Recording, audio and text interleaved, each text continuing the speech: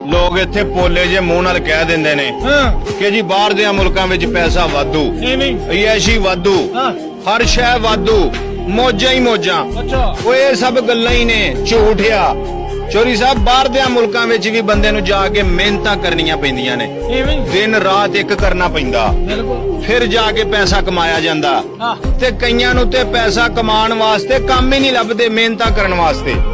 ਹਾਂਜੀ, ਹੁਣ ਮੈਂ ਯੂਨਾਨ, ਇਟਲੀ, ਸਪੇਨ, ਜਰਮਨ, ਇਹਨਾਂ ਸਾਰਿਆਂ ਮੁਲਕਾਂ ਵਿੱਚ ਬੜੇ ਧੱਕੇ ਖਾਦੇ, ਪਰ ਗੱਲ ਨਹੀਂ ਬਣੀ। ਕੰਮ ਨਹੀਂ ਸੀ ਲੱਭਦਾ ਪੈਸਾ ਕਮਾਉਣ ਵਾਸਤੇ। ਤੇ ਕਦੇ ਕਦੇ ਤੇ ਰੋਟੀ ਖਾਣ ਵਾਸਤੇ ਵੀ ਪੈਸੇ ਮਤਲਬ ਕਮਾਏ ਨਹੀਂ ਸੀ ਜਾਂਦੇ। ਹਾਂਜੀ, ਦਿਨ ਰਾਤ ਸੜਕਾਂ ਦੇ ਉੱਤੇ ਭੁੱਖਿਆਂ ਰਾਤ ਨੂੰ ਸੋ ਜਾਣਾ। ਚੋਰੀ ਸਾਹਿਬ, ਮੇਰਾ ਮਕਸਦ ਸੀ ਸਿਰਫ ਪੈਸਾ ਕਮਾਉਣਾ। ਹਾਂਜੀ, ਆਪਣਾ ਘਰ ਛੱਡ ਕੇ ਪ੍ਰਦੇਸ਼ਾਂ ਵਿੱਚ ਜਾਣਾ, ਉੱਥੇ ਜਾ ਕੇ ਜੇ ਬੰਦਾ ਆਪਣਾ ਮਕਸਦ ਪੂਰਾ ਨਾ ਕਰ ਪਵੇ ਕਰੇ ਤੇ ਫਿਰ ਵੀ ਸਵਾਦ ਨਹੀਂ ਆਉਂਦਾ।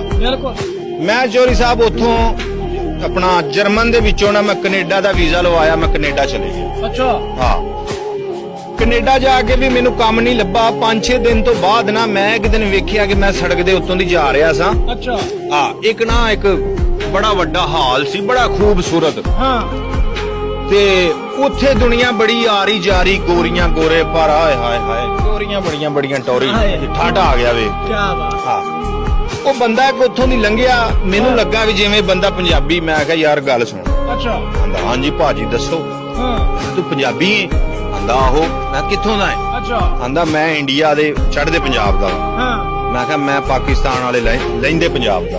ਹਾਂ, ਤੇ ਕਹਿੰਦਾ ਹੋਰ ਠੀਕ ਠਾਕ ਵਧੀਆ? ਮੈਂ ਕਿਹਾ ਸਭ ਵਧੀਆ। ਮੈਂ ਕਿਹਾ ਯਾਰ ਆ ਕੀ ਹੁੰਦੇ ਆ?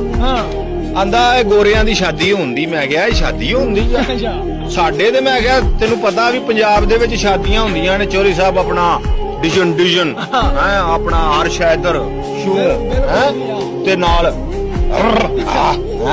ਇੰਜ ਹੁੰਦੀਆਂ ਨੇ। ਉਹ ਇੰਜ ਕਰਨ ਦੇ ਸੀ ਵੀ ਜਿਵੇਂ ਨਾ ਉਹ ਕੁੜੀ ਨੂੰ ਕਰੇ ਖਰੇ ਦੁਨੀਆ ਤੋਂ ਪੱਕੀ ਟੋਰਨ ਲੱਗੇ ਨੇ, ਚੁੱਪ ਚਪੀਤੀਆਂ ਹੀ। ਉਹ ਆਂਦਾ ਇੱਥੇ ਇੰਜ ਹੀ ਹੁੰਦਾ। ਮੈਂ ਕਿਹਾ ਠੀਕ ਹੈ। ਮੈਂ ਖਲੋ ਕੇ ਵੇਖੀ ਗਿਆ, ਉਹ ਚਲਾ ਗਿਆ। ਉਹਨੇ ਮੈਨੂੰ ਆਖਿਆ ਕੋਈ ਮੇਰੇ ਲਾਇਕ ਹੋਵੇ ਦੱਸੀ। ਮੈਂ ਕਿਹਾ ਕੋਈ ਨਹੀਂ ਯਾਰ, ਲੰਘਦਾ ਹੀ ਪਿਆ ਔਖਾ ਸੌਖਾ ਟਾਈਮ ਹੈ ਜੀ। ਮੈਂ ਖਲੋ ਕੇ ਵੇਖਣ ਲੱਗ ਪਿਆ। ਥੋੜੀ ਜਿਹੀ ਦੇਰ ਬਾਅਦ ਨਾ ਧੂਲਨ ਨੂੰ ਲੈ ਕੇ ਆਏ ਉਹ ਗੱਡੀ ਦੇ ਵਿੱਚ। ਚੌਧਰੀ ਸਾਹਿਬ ਧੂਲਨ ਦੇ ਨਾਲ ਗਨਮੈਨ ਤੇ ਉਰਾਂ ਪਰਾਂ ਤੇ ਬੜਾ ਨਾ ਪ੍ਰੋਟੋਕੋਲ। ਧੂਲਨ ਏਡੀ ਲੰਮੀ ਅੱਡੀ ਵਾਲੀ ਉਹਨੇ ਜੁੱਤੀ ਪਾਈ ਤੇ ਬੜੀ ਸ਼ੀਂ ਜਵਾਨ ਕਟਕਾਂ ਦੀ, ਬੜੀ ਸੋਹਣੀ ਹੈ ਜੀ, ਗੋਰੀ ਸੀ ਨਾ। ਉਹਨੇ ਮੇਰੇ ਵੱਲ ਵੇਖਿਆ ਨਾ, ਮੈਂ ਕੱਪੜੇ ਪਾਏ ਸੀ। ਮੈਂ ਬਾਹਰ ਜਾ ਕੇ ਵੀ ਪੈਂਟ ਸ਼ਰਟ ਨਹੀਂ ਪਾਉਂਦਾ, ਕੱਪੜੇ ਹੀ ਪਾਉਂਦਾ ਸੀ। ਉਹਨੇ ਜਦੋਂ ਮੇਰੇ ਵੱਲ ਵੇਖਿਆ ਨਾ, ਉੱਥੇ ਰੋਕ ਟੋਕ ਕੋਈ ਨਹੀਂ, ਕੁੜੀਆਂ ਜਿਹਦੇ ਮਰਜ਼ੀ ਕੋ ਜਾ ਕੇ ਗੱਲ ਕਰ ਸਕਦੀਆਂ, ਕੋਈ ਪੁੱਛਣ ਦੱਸਣ ਵਾਲਾ ਕੋਈ ਨਹੀਂ ਹੁੰਦਾ।